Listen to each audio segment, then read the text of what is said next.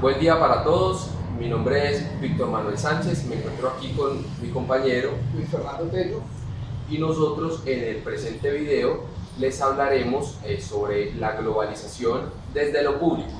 Hicimos un enfoque de la educación en cuanto a la globalización y lo que pretendemos es realizar una línea de tiempo en cuanto al aprendizaje y todo lo que se desarrolla a partir de la educación desde un inicio que vienen siendo los centros de desarrollo infantil, teniendo en cuenta una población más bien de niños y adolescentes.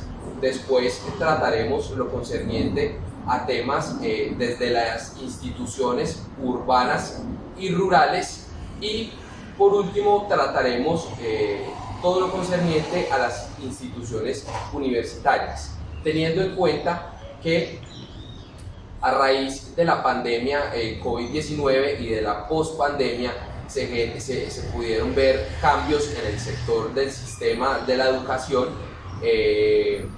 por las necesidades de la sociedad. No solamente, digamos, este fue un fenómeno que influyó en los cambios, sino que también hay que tener en cuenta el estallido social que vivió nuestro país a raíz de las desigualdades y de todas las necesidades que las personas tenían, digamos, frente a diferentes ámbitos de la política, pero como les dije anteriormente, los centraremos, digamos, a nivel educativo.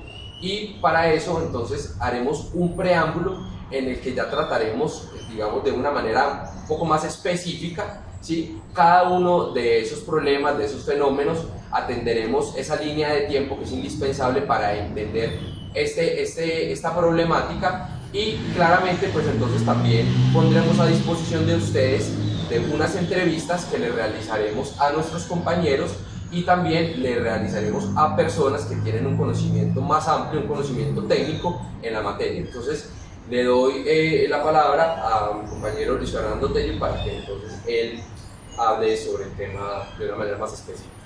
Muchas gracias, Víctor. Pues teniendo en cuenta que la pandemia pues generó unos cambios no solamente en el modelo educativo tradicional de aula, de presencia en clase, donde simultáneamente habían sistemas virtuales de enseñanza que no habían sido mirados con esa importancia debido pues a que siempre se había trabajado en un sistema tradicional. Entonces la pandemia lo que trajo fue darle continuidad a sus procesos educativos a través de plataformas virtuales. Entonces, en este caso, las plataformas virtuales se convirtieron como en una herramienta para hacer continuidad a sus procesos educativos, como lo decía Víctor, no solamente en sectores específicos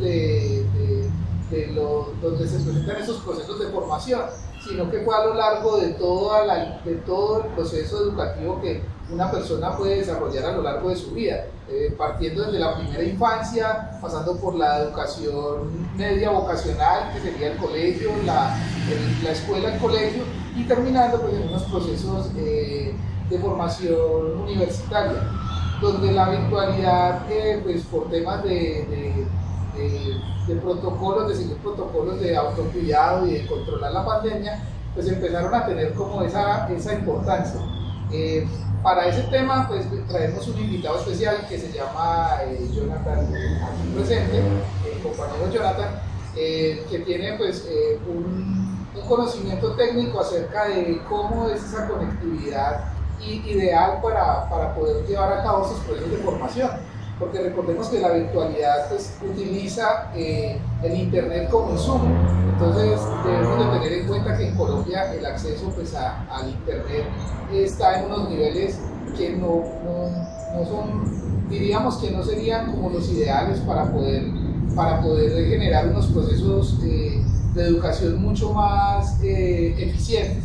Entonces vamos a darle cabida a nuestro compañero. La primera pregunta que quisiera hacerle a Jonathan era, desde su experiencia, ¿cómo él considera que se puede mejorar esta conectividad o si es posible generar una mejor conectividad en el país para poder darle continuidad a estos procesos de formación. Entonces, le doy la palabra al compañero Gerardo. Muchas gracias, Fernando. Bueno, teniendo presente pues que la pandemia, la pospandemia nos ha obligado, así no queramos, a acudir a métodos tecnológicos y tener una conectividad, ya sea, por ejemplo, con servicios hogar, servicios móviles en nuestros teléfonos, ¿cierto? En medio de este proceso de pandemia y de adaptabilidad, las instituciones educativas se quedaron cortas porque pues precisamente no teníamos como esas herramientas precisamente para llegar a las diferentes poblaciones, como nos lo mencionaba Víctor, desde la primaria infancia hasta una universidad, ¿cierto? Donde esto nos ocasionó que sí o sí cambiáramos nuestras aulas de clase por un classroom, ¿cierto? Que dejáramos de ver a un profesor cara a cara para pasarnos a verlo por medio de Zoom, Meet, Teams o en su defecto por audios de WhatsApp, ¿cierto? Donde las diferentes compañías de telecomunicaciones, si bien conocemos que brindan un servicio que pues ya se está convirtiendo en algo o ya se convirtió esencial en nuestros hogares, en su momento no lo fue y que muchas familias no lo pudieron adquirir. Escuchaba que también van a hablar sobre metodologías urbanas y rurales. Debemos de tener presente que pues, las compañías, si bien tienen acceso a un internet fijo, que serían en los diferentes hogares, incluso en las sedes urbanas, diferentes barrios, localidades, muchas ni siquiera tienen como esa capacidad, tienen esa cobertura para poder adquirir esto. Ahora bien, ¿cómo vamos a hablar, por ejemplo, en lo rural? ¿Qué se dirán de nuestros niños jóvenes o universitarios que están viviendo en zonas rurales que no tienen esa capacidad y que los obligan sí o sí a tener planes móviles que ya sean, por ejemplo, ilimitados para poder hacer sus trabajos, investigar o realizar las diferentes actividades que les dejen para poder lograr sus logros, valga la redundancia, y adquirir un título universitario o en su defecto bachillerato? Pero Jonathan, bueno, ¿tú consideras que en estos momentos la conectividad en el país, estamos hablando de los territorios, del 100% del territorio, ¿es eficiente o no es eficiente? ¿O tú consideras de que se pueden hacer mejoras a esta conectividad en aras de mejorar ese tipo, esos procesos educativos que requieren de una mejor conectividad o un servicio óptimo para poder que pues los estudiantes no se distraigan por el tema de pronto de interferencias, de ruidos o simplemente por el hecho de no tener acceso a esos servicios? En ese sentido, pues las diferentes compañías de telecomunicación del país sí vienen manejando unos planes que son muy económicos, donde pueden tener tanto servicio hogar como servicio móvil a tarifas muy bajas, ¿cierto? Pero a su vez está el acceso o la cobertura que hay para los diferentes. Si bien se puede mejorar cobertura, eso tiene una inversión que pues para las diferentes compañías es muy alta, la verdad, porque por ejemplo para llevar con así sea poca cobertura que supla la necesidad básica, eso es inversión. También está procesos que se dio desde el gobierno que fueron dar SIM con planes que pues muchas veces se quedaban cortas para las verdaderas necesidades, porque muchas veces por familia daban una SIM, donde en realidad en la casa estudiaban 4 o 5 personas. Ahí también lo tenemos que ver, compaginar con si tienen productos o servicios tecnológicos, porque una cosa es tener el servicio de internet, cobertura, tener la red, otra cosa es en qué la voy a usar, qué dispositivo voy a usar para poder ver mis clases, y donde 5 personas solamente tenían un dispositivo, ahí está como pues, complejo. Adicional a eso mencionaban también lo del estallido social. El estallido social donde precisamente se compaginaron todo lo que vengo mencionando.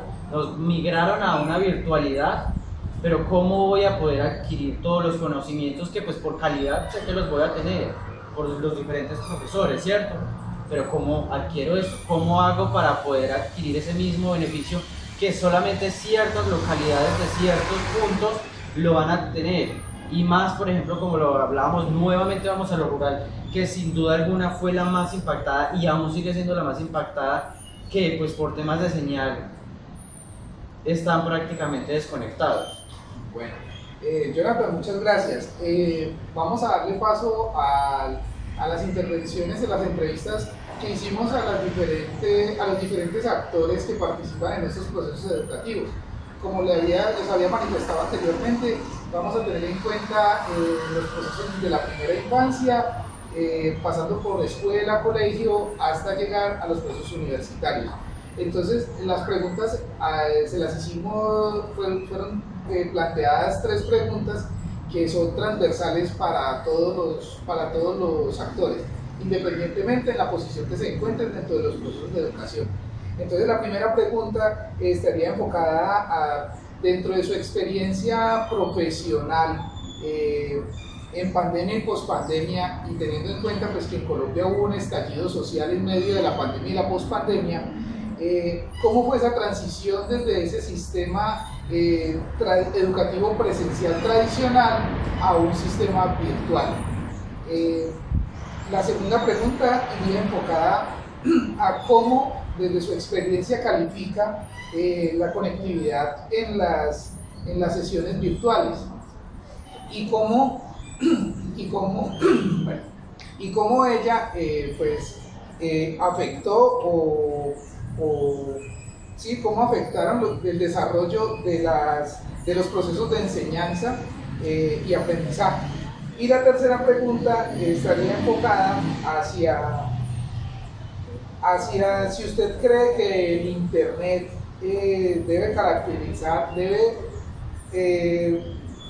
debe convertirse en un derecho fundamental para desarrollar y garantizar un derecho efectivo y dirigido a la educación.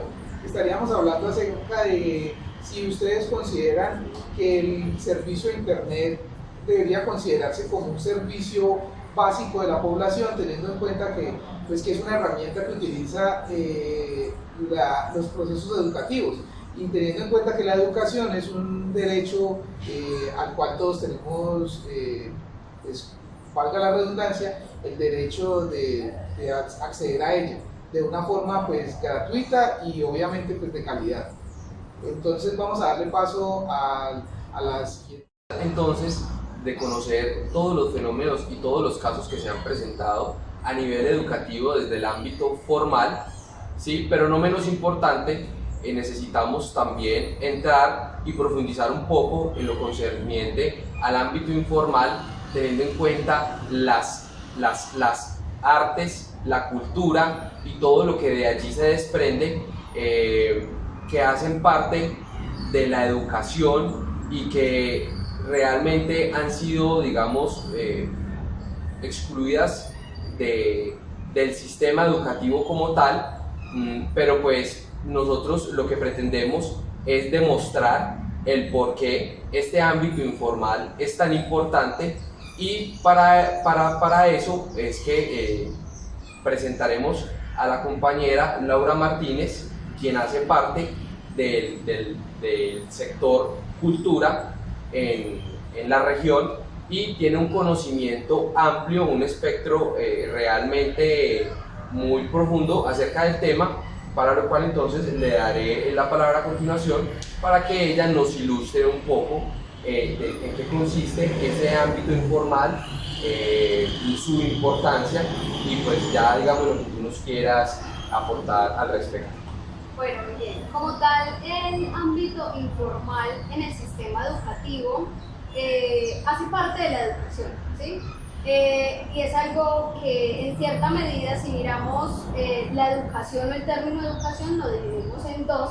En ese orden de ideas, el ámbito informal siempre ha estado a un lado, porque en el ámbito informal nos encontramos con lo que son las organizaciones, las fundaciones o las ONG, o digamos o las secretarías departamentales o locales que se enfocan como tal en difundir procesos de formación, algunos gratuitos, algunos con costos, en cuanto a lo que tiene que ser el arte como tal, teatro, música, danza, que muchas veces lo vemos es como una opción extra para poner a nuestros hijos a hacer muchas cosas. Resulta que si nos vamos a hablar de lo público, nos encontramos las secretarías o las administraciones que deben impartir este tipo como de procesos a toda la comunidad, sea rural, sea urbana, y desde todos los ámbitos, digamos, todos los procesos que desarrollamos o en los que nos desarrollamos como seres humanos.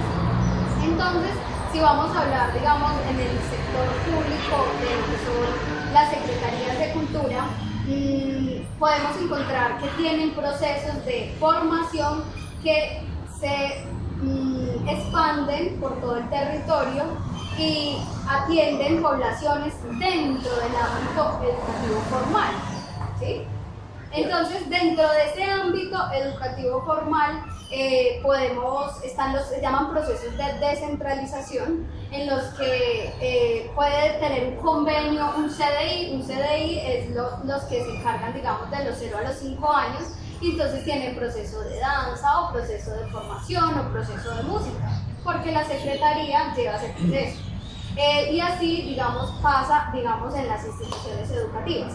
Y ya si vamos a hablar del ámbito, digamos, de las instituciones universitarias, pues ya estamos en un auge de decir, no, es que los artistas nos queremos profesionalizar y estamos formándonos para ser licenciados, y hay universidades en el país que llegan a ese punto de ofrecer las licenciaturas. Pero ¿qué pasa? En el ámbito de ejecución, ahí es donde sigue lo que hablabas ahorita, Víctor, de esa separación entre el ámbito formal e informal, y entra a ser una parte, pero es una parte que no está totalmente fundamentada dentro del modelo educativo. Claro. Porque dentro del modelo educativo, no todas las instituciones, digamos, y no en la educación pública, por lo general no hay un licenciado en música, no hay un licenciado en danza, no hay un licenciado en teatro, y ya están los profesionales saliendo, pero no tenemos campo de acción. Terminamos estando dentro del proceso de formación, digamos, se llama ahora exactamente educación artística, pero nos piden que desarrollemos unas competencias de acuerdo a las orientaciones que hay para el sistema, digamos, dentro del sistema formal. Entonces ahí es donde empieza a haber como una ambivalencia en la aplicación, en ese engranaje que debería existir dentro de lo público y la educación.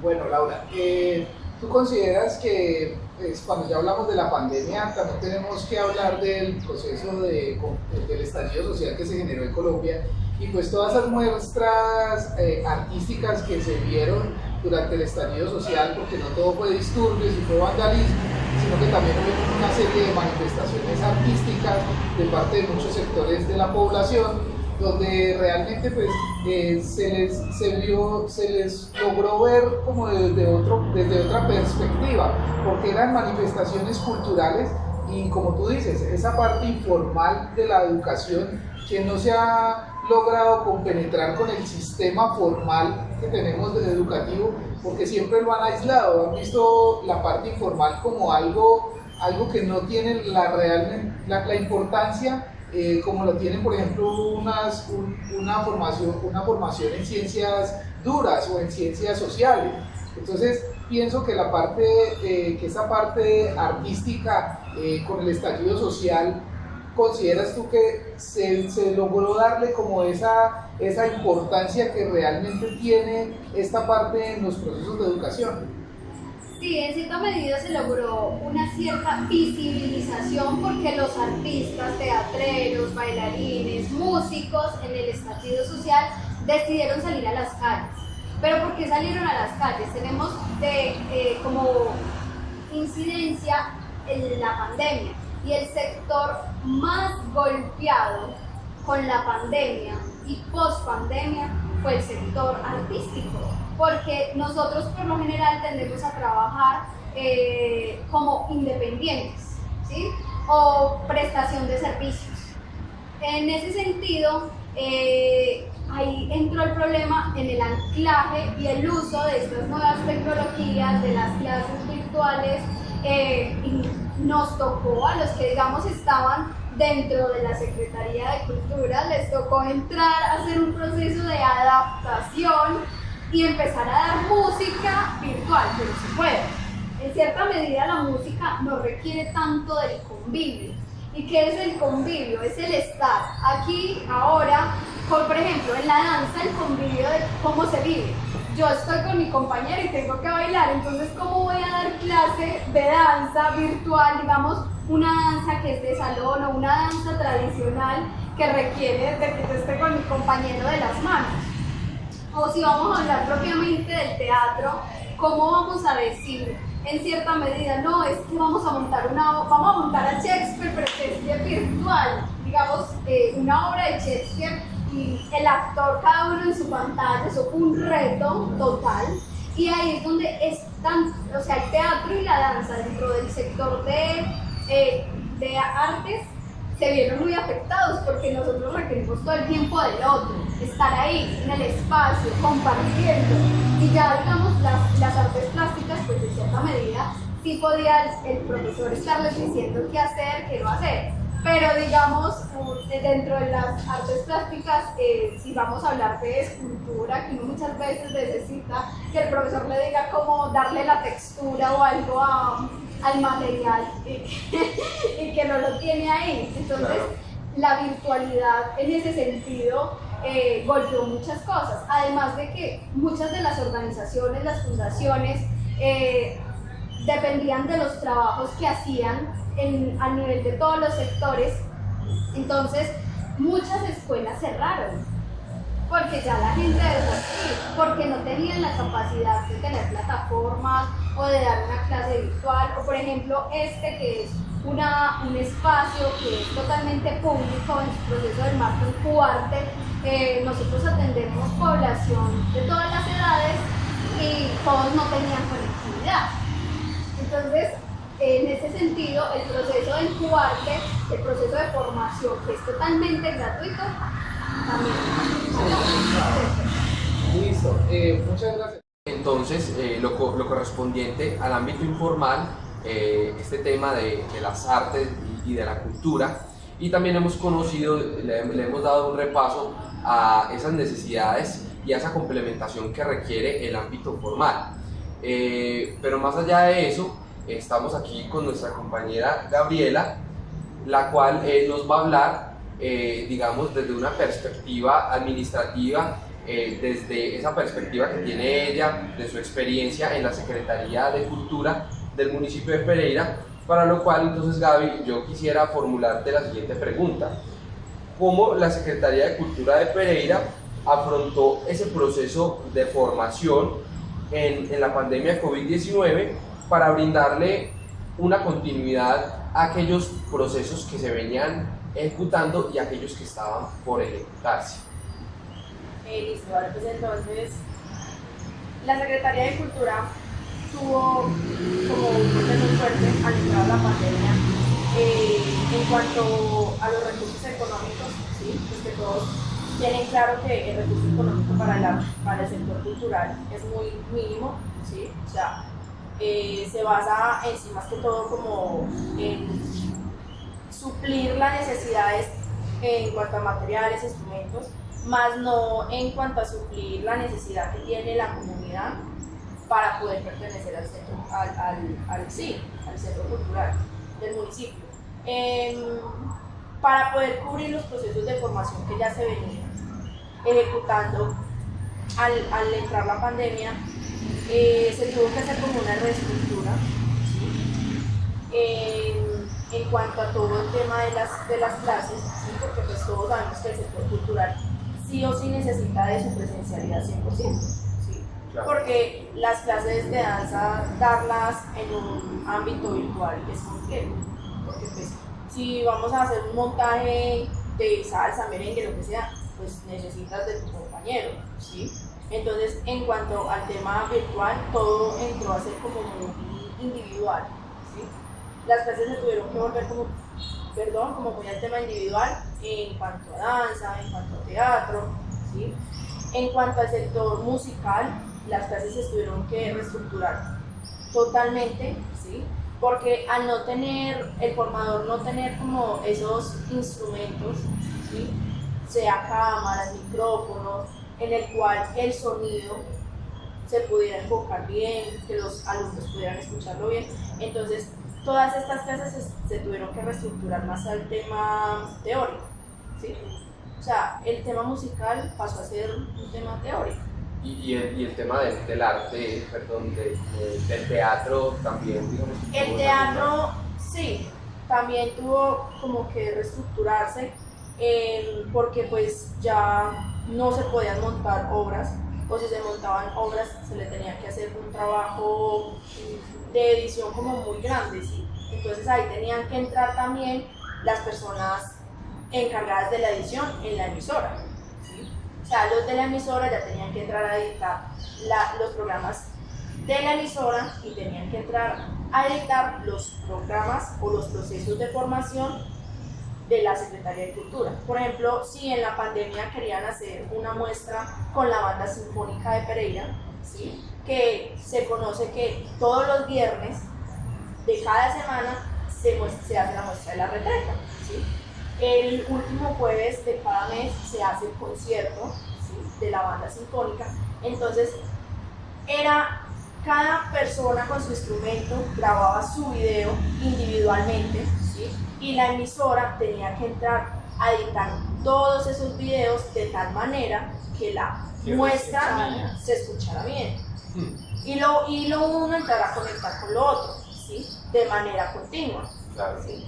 Entonces, la verdad sí, o sea, afectó totalmente el sector cultural y pues entramos a ver una deserción muy grande en cuanto a todos los procesos de formación, porque en la descentralización se trata de llegar a los sectores más alejados del municipio, o sea, las zonas rurales, ¿sí?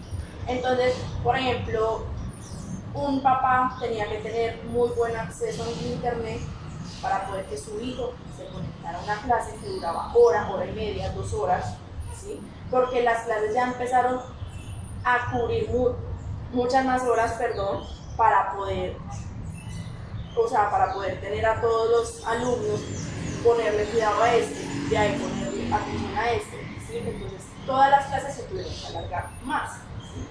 Entonces, por ejemplo, una clase de formación presencial solo tomaba 1 hora, hora y media, ¿sí? Pues porque tenías como estar pendiente de todos al mismo tiempo, ¿sí? Okay. En cambio, una clase virtual se tuvo que alargar a 3, 4 horas, ¿sí?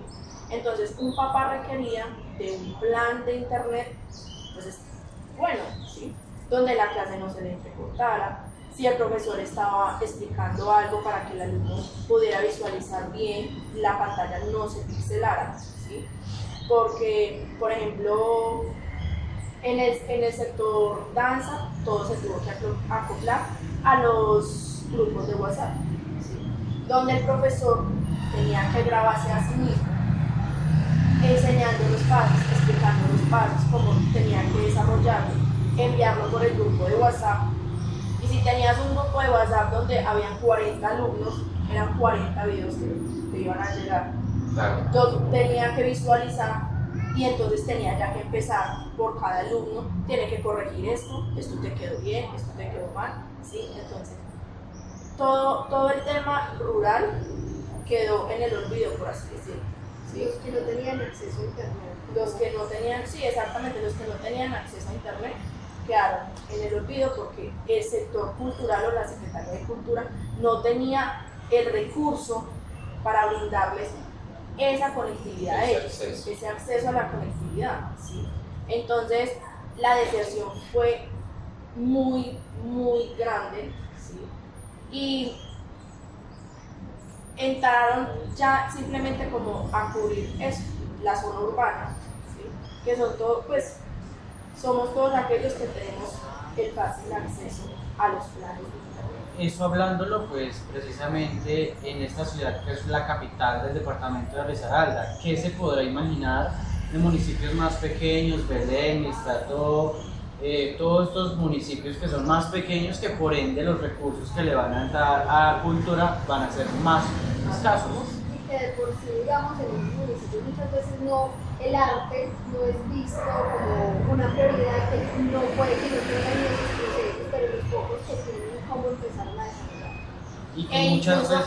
incluso algunas secretarías de cultura de estos departamentos empezaron a hacer peticiones o solicitudes a la Secretaría de Cultura Municipal, ¿sí? Aquí a la Central de Pereira, a que empezaran como a rotar, por decirlo así, el proyecto que ellos habían generado para poder desarrollar esas clases virtualmente, ¿sí? La metodología. Porque pues obviamente son municipios más pequeños, ¿sí? Por ende pues tenían el desarrollo mucho más inferior, ¿sí? al que se presenta como tal aquí en el municipio. Perfecto. Perfecto, ¿no? Gabriela, muchas gracias por tu intervención, por aclararnos la duda que teníamos. De igual manera, pues le agradezco a mis otros compañeros, a Laura y a mi compañero Jonathan,